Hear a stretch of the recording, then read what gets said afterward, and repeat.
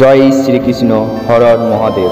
আজকের ভিডিওতে আমরা আলোচনা করব যে বেদ, উপনিষদ, ভগবদ গীতায় পুনর্জন্ম বা জন্মান্তরবাদ সম্পর্কে কি বলা হয়েছে। এছাড়াও আরও জানব যে ভগবান শ্রীকৃষ্ণ মহাভারতের যুদ্ধের সময় অর্জুনকে পুনর্জন্ম সম্পর্কে কি বলেছিলেন। তো বন্ধুরা, আপনারা যদি জানতে চান তাহলে ভিডিওটা শেষ অবধি দেখবেন। জন্ম ও মৃত্যু দুটোকে সবসময় পাশাপাশি রাখতে হয়, জন্মিলে মরিতে হবে, এটা যেমন সত্য কথা, তেমনি মরিলে আবার জন্মিতে হবে, এটাও ধ্রুব সত্য আমাদের হিন্দুদের কাছে। আর ঠিক হিন্দু ধর্মে বিশ্বাস করে যে জীবের মৃত্যুর পর জীব পুনরায় জন্মগ্রহণ করে। হিন্দু ধর্মে পুনর্জন্মকে নানাভাবে ব্যাখ্যা করা হয়েছে, কিন্তু সকলেই মৃত্যুর পরবর্তী জীবনে বিশ্বাসী। পুনর্জন্মের অর্থ হল জীবের মৃত্যুর পর আত্মা পুনরায় নতুন দেহ ধারণ করে। আর এখান থেকে এসেছে জন্মান্তরবাদের ধারণা। হিন্দু ধর্ম বিশ্বাস করে জীবের মৃত্যুর পর আত্মা পুনরায় জীবদেহ নিয়ে জন্মগ্রহণ করে, সে মানুষ রূপে হোক অথবা অন্য কোনো প্রাণী রূপে। জন্মান্তর কথাটির মূল অর্থ হল জীবাত্মা এক দেহ পরিত্যাগ করে কর্মফল ভোগ করার জন্য অন্য দেহ ধারণ করে এই জগতে পুনরায় জন্মগ্রহণ করে। বেদ, উপনিষদ এবং ভগবদ গীতায় বলা হয়েছে জীবাত্মা সর্বত ঈশ্বরের সাথে সম্পর্কিত, কিন্তু জাগতিক বস্তুর প্রতি আসক্তি বশত আত্মাকে দেহ ধারণ করতে হয়। জীবাত্মার একাধিক জন্মগ্রহণের কারণ হল তার ভোগাকাঙ্ক্ষা, আর এরূপ পুনঃ পুনঃ জন্মগ্রহণকেই বলা হয় জন্মান্তরবাদ। প্রত্যেকটি জীব তার কর্ম অনুযায়ী ফল পাবে।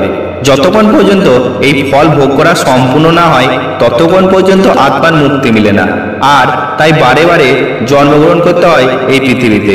শ্রীমদ্ ভগবদ গীতায় অর্জুনকে উদ্দেশ্য করে ভগবান শ্রীকৃষ্ণের উক্তিটি প্রণিধানযোগ্য। বহুনি মে ব্যতীতানি জন্মনি তবচা অর্জুন তান্নং হং বেদ সর্বাণি নতং বেতু পরন্তপ। অর্থাৎ, হে অর্জুন, তোমার আর আমার বহুবার জন্ম হয়েছে, সে কথা তোমার মনে নেই, সবই আমার মনে আছে।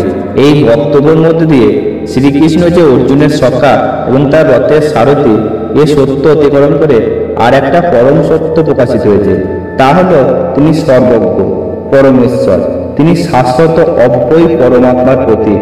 আবার যখন বলা হয় অর্জুনের বহুবার জন্ম হয়েছে, এ থেকে বোঝা যায় অর্জুনের মধ্যে পরমাত্মার নাই কোনো শাশ্বত বস্তু রয়েছে, যা বহুবার জন্ম মৃত্যুর মধ্যে দিয়ে অগ্রসর হয়েও নষ্ট হয়ে যায়নি।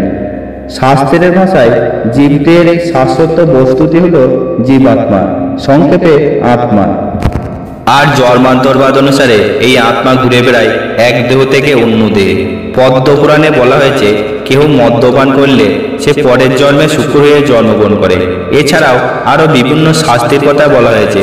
তাহলে দেখা যাচ্ছে যে ইহকালে আমরা যে কর্ম করে থাকি তা পরকালেও ভোগ করতে হয়, এমনকি পরের জন্মেও তার ফল ভোগ করতে হয় আমাদের।